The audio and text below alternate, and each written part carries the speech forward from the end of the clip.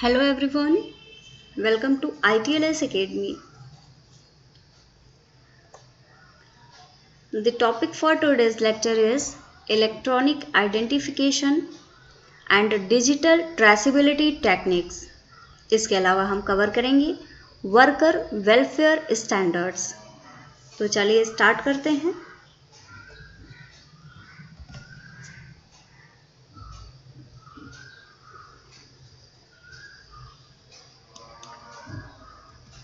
Electronic identification and digital traceability techniques. सबसे पहले principal देखते हैं कि क्या प्रिंसिपल है electronic identification and digital traceability techniques का। The use of electronic identification and digital traceability techniques either within the manufacturing unit or across the wider supply chain is well established. जो principal होता है वो इस base पे होता है कि जो इलेक्ट्रॉनिक आइडेंटिफिकेशन है, जो डिजिटल ट्रेसिबिलिटी टेक्निक्स हैं, वो वेल इस्टेब्लिश्ड होनी चाहिए और ये सिर्फ और सिर्फ मैन्युफैक्चरिंग यूनिट के अंदर ही नहीं होनी चाहिए। ये जो सप्लाई चेन है, जहाँ तक प्रोडक्ट पहुँच रहा है, वहाँ तक सारा डिजिटल आइडेंटिफिकेशन और ट्रेसिबिलिटी की टेक्निक वहाँ पे होनी चाहिए। Background. The procedures employed by the manufacturer to ensure effective control of product identification and traceability, provenance and authenticity. जो प्रोसीजर है, प्रोसीजर में इन्वॉल्व होना चाहिए प्रोडक्ट का आइडेंटिफिकेशन, प्रोडक्ट की ट्रेसिबिलिटी, प्रोविनेंस प्रोडक्ट का और प्रोडक्ट की authenticity. This can be considered in terms of, किन किन टर्म्स में इनको यूज़ किया जा सकता है। सबसे पहला है breadth, the number of attributes और the quantity of information connected to each traceable resource unit. Breadth में क्या होता है, जो क्वांटिटी है, जितनी भी इंफॉर्मेशंस एक दूसरे से कनेक्टेड हैं, कितनी ब्रॉड इंफॉर्मेशंस हैं, कितनी बड़ी स्केल पे हैं, ये आता है ब्रेथ में।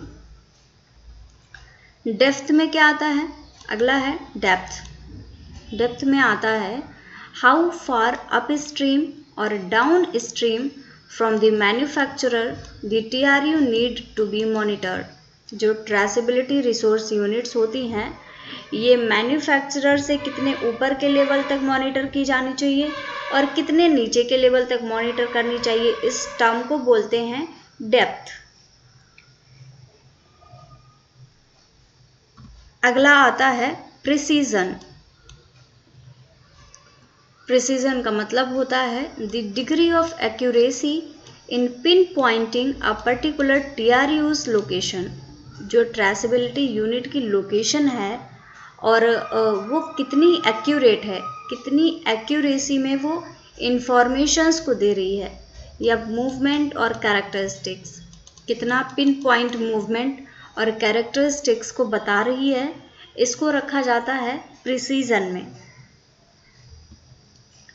अगला आता है एक्सेस। एक्सेस में आता है द स्पीड और timelines with which tracking and tracing informations needs to be communicated to the manufacturer. Access में आता है कि जो स्पीड होती है, जो टाइमलीनेस होती है, जिसके साथ में ट्रैकिंग और ट्रेसिंग की जा सकती है मैन्युफैक्चरर के द्वारा, इसको एक्सेस बोलते हैं।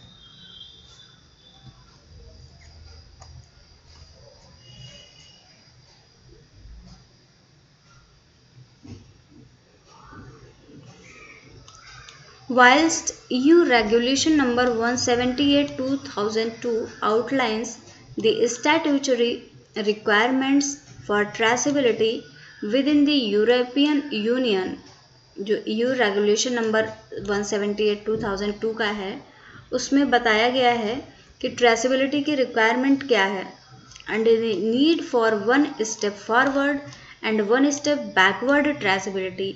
और ये ट्रेसिबिलिटी का एक टाइप है, one step forward and one step backward. इसकी क्या ज़रूरत है, market requirements to be able to track and trace from field to fork and concern over maintaining integrity in supply chain.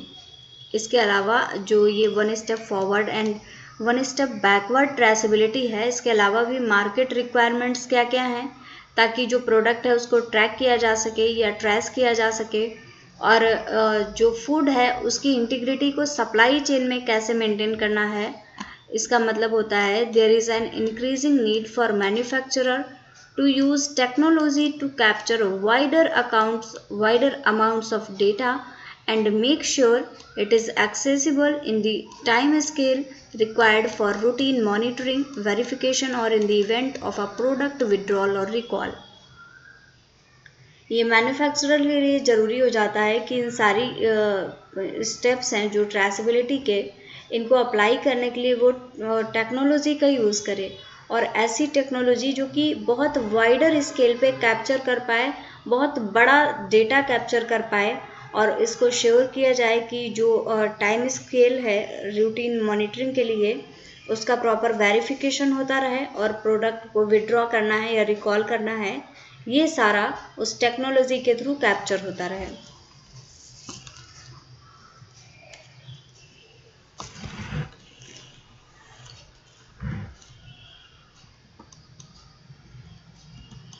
This is important to consider as the traceability process has to work through the entire logistic and distribution chain। ये important हो जाता है कि जो traceability की process है उसका work पूरी लॉजिस्टिक और जो डिस्ट्रीब्यूशन चेन है उसमें निकाला जाए, to when a product is purchased on the shelf in a retail environment. और ये तब ज़्यादा ज़रूरी हो जाता है जब किसी प्रोडक्ट को रिटेल इन्वायरमेंट में ख़रीदा जा रहा हो।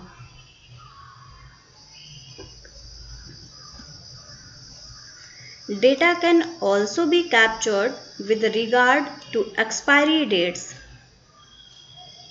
एक्सपायरी डेट्स का भी डेटा रिकॉर्ड किया जा सकता है within the AIDC system. So this has a value not only with stock control but also as technology develops in the home setting too. ताकि इसकी जो वैल्यू है ये सिर्फ और सिर्फ स्टॉक कंट्रोल में ही ना रह जाए, जबकि बल्कि जो टेक्नोलॉजीज़ हैं होम सेटिंग्स के लिए भी डेवलप कर ली जाएं।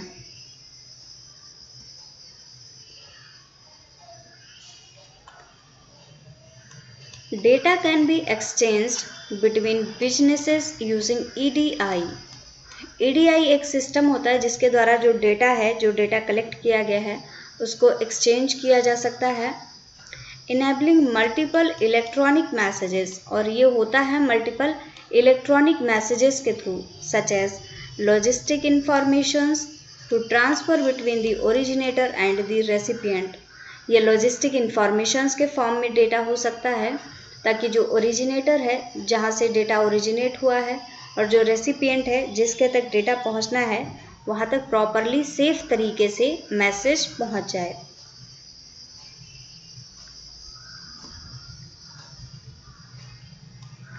RFID tags requires two physical elements in order to operate effectively। जो RFID टैग होते हैं इनके लिए दो रिक्वायरमेंट्स होती हैं। पहली है रिसीवर, एक रिसीवर होना चाहिए, समटाइम्स कॉल्ड रीडर और इंटरोगेटर। रिसीवर एक रीडर भी हो सकता है, इंटरोगेटर भी हो सकता है। इसके अलावा ट्रांसपॉन्डर होता है एक। Transponder sometimes simply called a label और टैग, या कोई लेबल हो या एक टैग हो। The use of RFID tags means that the product can be identified and tracked using radio waves।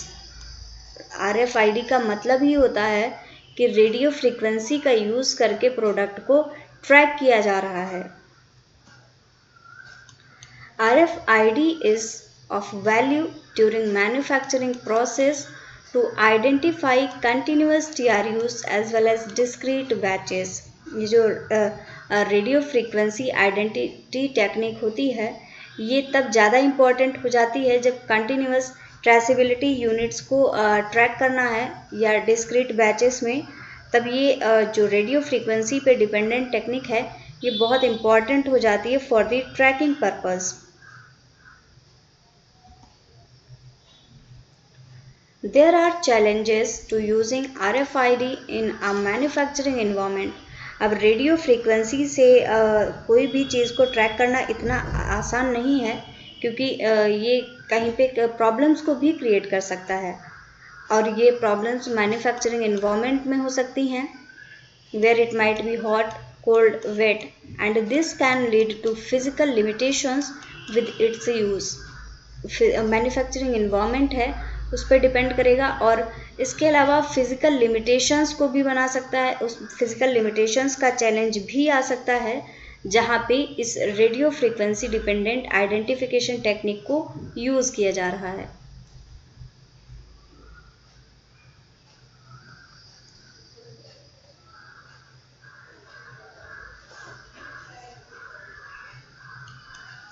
Other challenges with developing AIDC systems are the lack of uniformity.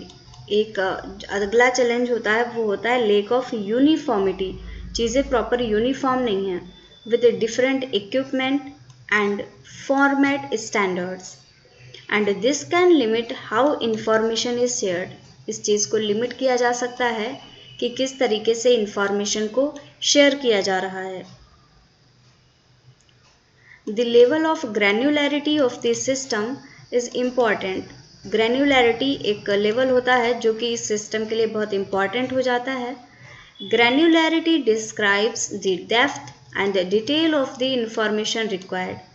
Granularity के द्वारा जो depth होती है और जो informations की detail होती है जिनकी ज़रूरत होती है उनको डिस्क्राइब किया जा सकता है।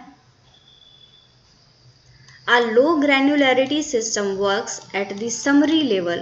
Granularity system का लेवल लो है तो इसका मतलब है कि आपको समरी मिल जाएगी, whilst a high granularity system works at the individual transaction.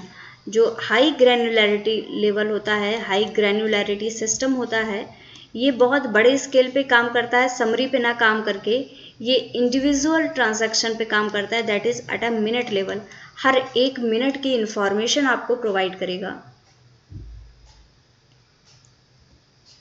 Next आता है GPS system. Global positioning system that is GPS together with radio frequency identification technique tags and sensors can be used to control the chill chain and on-form electronic identification of animal via tags is an example of the use of low frequency radio frequency identification.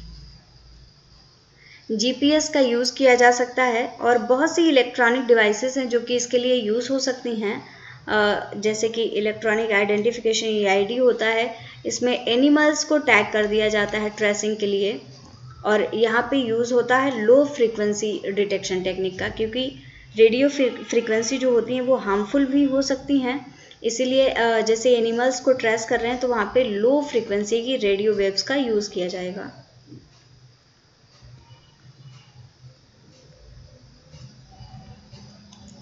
Therefore, the manufacturer needs to consider how the AIDC system elements are used internally within the manufacturing unit and their compatibility with those system elements used externally across the whole chain from farm through the retail or food services.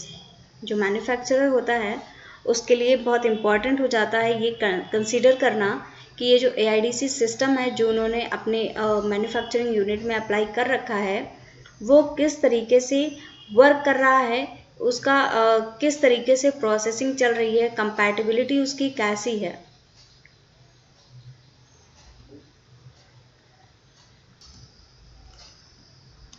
The use of electronic traceability and identification techniques adds a number of procedures.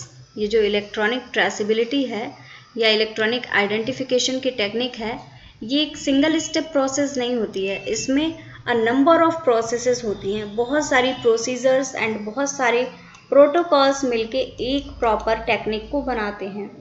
Outline as been की element of an effective good manufacturing practice system, क्योंकि ये जो number of procedures हैं, जो protocols follow किए जा रहे हैं, ये एक की एलिमेंट हो जाते हैं for any effective good manufacturing practice system.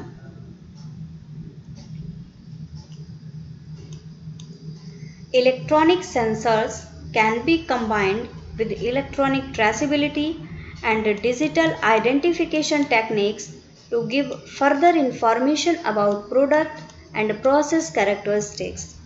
जो इलेक्ट्रॉनिक सेंसर्स होते हैं, इलेक्ट्रॉनिक ट्रेसेबिलिटी सिस्टम के साथ में इनको भी कंबाइंड किया जा सकता है।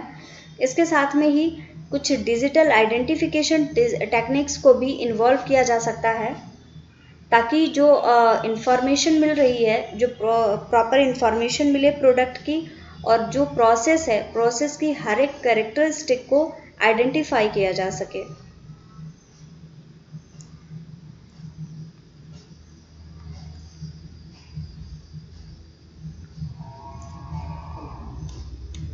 Blockchain is another technological solution cited as being of value in tracking and tracing food product. Food product की ट्रेसिंग और ट्रैकिंग में एक और टेक्नोलॉजी यूज की जाती है जिसको कि बोला जाता है blockchain. Specially in the event of a product recall, ये तब यूज किया जाता है जब किसी प्रोडक्ट को रिकॉल किया जा रहा होता है। The advantage of such technology is the speed of data capture and analysis. Advantage होता है ब्लॉकचेन का कि इसकी जो डेटा कैप्चर की स्पीड है वो बहुत ज़्यादा होती है, और जो उसके साथ ही जो कैप्चर्ड डेटा है उसकी एनालिसिस के लिए भी जो रिक्वायर्ड होता है वो भी बहुत स्पीड में ये वर्क करता है ब्लॉकचेन। इसके अलावा the development of data platform and accessibility of the data to multiple stakeholders in the event of a food safety, quality और food integrity challenge। ये जो टेक्निक होती है ये डेटा प्लेटफॉर्म्स के डेवलपमेंट में भी बहुत अच्छा वर्क करती है। इसके अलावा डेटा के एक्सेसिबिलिटी के लिए जो मल्टीपल स्टॉक होल्डर्स होते हैं जिनको कि डेटा प्रोवाइड किया जाता है, और इसके साथ ही फूड सेफ्टी, क्वालिटी और फूड इंटीग्रिटी का जो चैलेंज है उसमें बहुत अच्छे से ये टेक्निक वर्क करती है, दैट इज ब्लॉकचेन टेक्निक।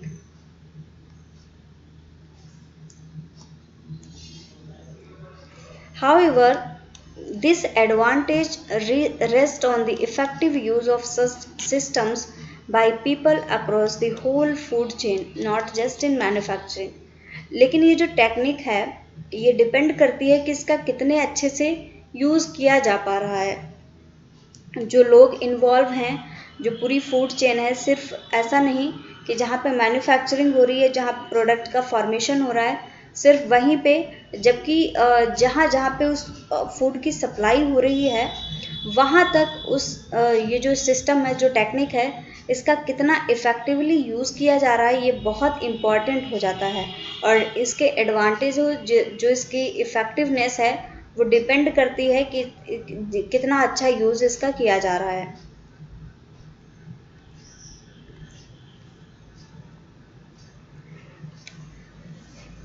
अब आता है अगला topic, worker welfare standards.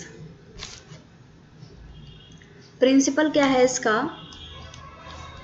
There should be policies and procedures that define worker welfare standards for the manufacturing organization। बहुत सारी पॉलिसीज़ होती हैं, बहुत सारे प्रोसीजर्स होते हैं जो डिफाइन करते हैं किसी भी मैन्युफैक्चरिंग ऑर्गेनाइजेशन के लिए वर्कर वेलफेयर स्टैंडर्ड्स को। These policies and procedures should be appropriate to task undertaken। ये प्रोसीजर्स और पॉलिसीज़ बहुत ही अप्रोप्रिएट होनी चाहिए, and reflect the requirement of legislation in the country. Country में लेजिस्लेशन की रिक्वायरमेंट को भी ये रिफ्लेक्ट करने चाहिए।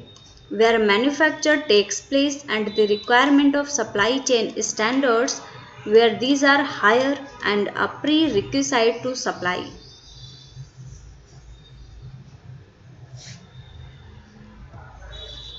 इंट्रोडक्शन देखते हैं वर्कर वेलफेयर स्टैंडर्ड्स का। The term worker welfare describes the actions taken by a manufacturing organisation. Worker welfare का मतलब होता है कि जो भी मैन्युफैक्चरिंग यूनिट है, जो भी कंपनी है जहाँ पे प्रोडक्ट बन रहा है, वो वर्कर्स के बारे में कितना ध्यान रखती है और वर्कर के वेलफेयर को लेके कौन कौन से एक्शंस लेती है to ensure the wellbeing of those who are employed by them. जो उस कंपनी में वर्क कर रहे हैं उनके वेलबींग के लिए, उनके अच्छे के लिए को क्या क्या एक्शन लेती है company. And their wider supply base, इसके साथ ही जो सप्लाई चेन से जुड़े हुए लोग हैं उनकी वेलबींग के लिए क्या क्या स्टेप्स लेती है।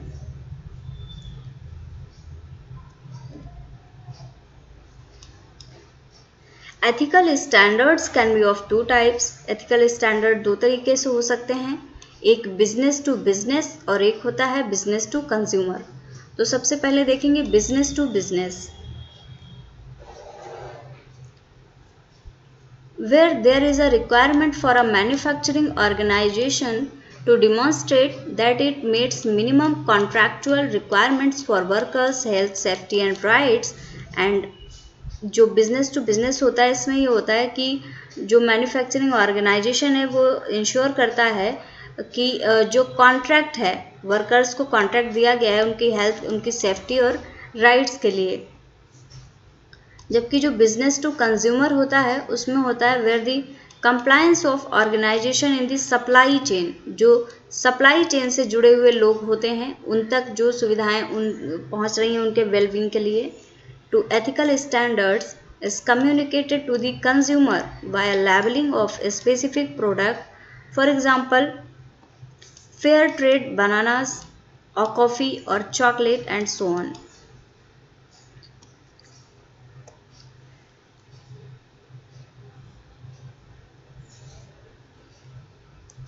Business to business ethical standards. It may be a requirement of retail और फूड सर्विस कस्टमर। ये जो business to business ethical standard हैं ये रिक्वायर हो सकते हैं रिटेल के लिए या फिर फूड सर्विस कस्टमर्स के लिए।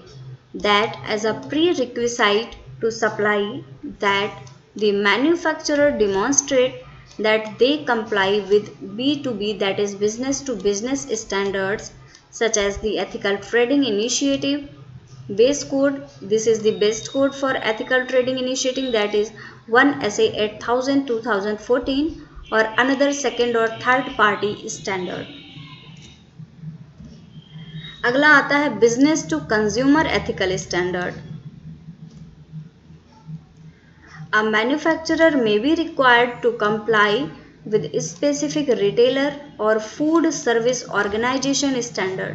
मैन्युफैक्चरर के लिए ज़रूरी हो सकता है कि उसको कंप्लाई करना पड़े कुछ रिटेलर्स के साथ में या फूड सर्विस ऑर्गेनाइजेशन स्टैंडर्ड्स के साथ में for ethical trading, where these are then communicated directly to the consumer in terms of labelling of the product.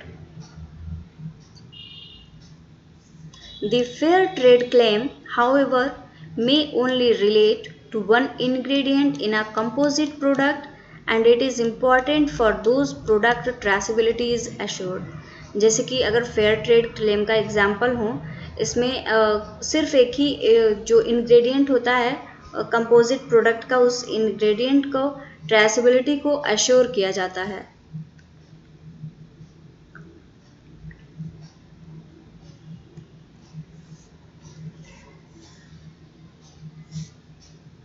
अगला आता है modern slavery.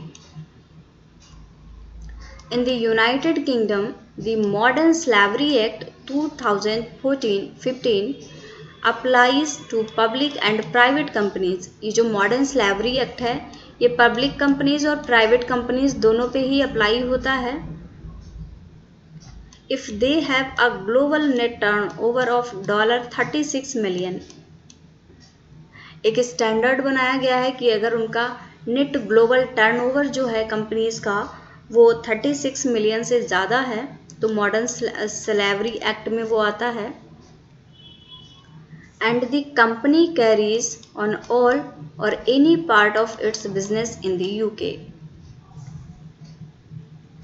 Companies who meet this criteria have an obligation to publish a slavery and human trafficking statement every year, 6 months after the end of the company's financial year।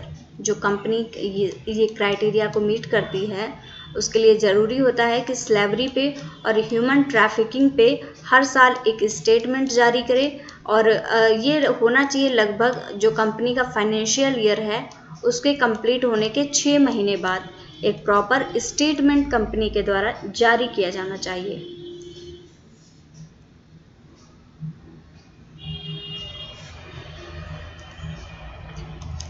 Whilst this may seem from the turnover figure identified to be of interest only to large manufacturing organization, there is a requirement for large organization to include informations in their review on how the supply chains they interact with meet this requirement too. जो turn over figure है identify होता है जब manufacturing organisation में, तब required हो जाता है कि सारी इंफॉर्मेशंस को रिव्यू करके रखा जाए और जो सप्लाई चेन है उसके साथ में इंट्रैक्शन किस तरीके से हो रहा है इसको भी उसमें इंक्लूड किया जाए।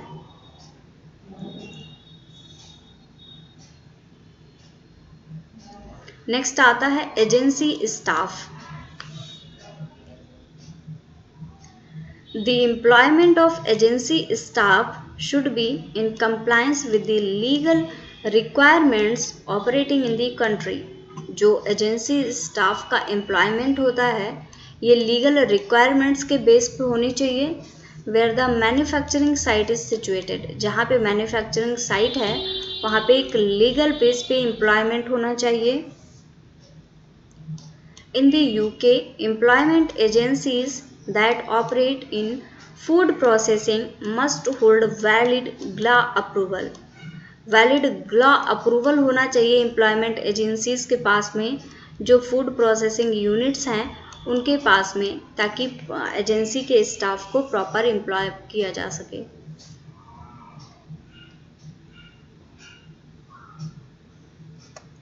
So thank you guys for watching this lecture. अगर आप कोर्स को ज्वाइन करना चाहते हैं तो आप विजिट करिए ITLS एकेडमी की वेबसाइट को, या फिर लिंक आपको डिस्क्रिप्शन बॉक्स में मिल जाएगा जहां से जाके आप कोर्स को ज्वाइन कर सकते हैं। फॉलो करिए ITLS एकेडमी को on various social media platforms as well as YouTube पर भी सब्सक्राइब करिए। Thank you for watching. Like this video, share with your friends and also subscribe to our YouTube channel.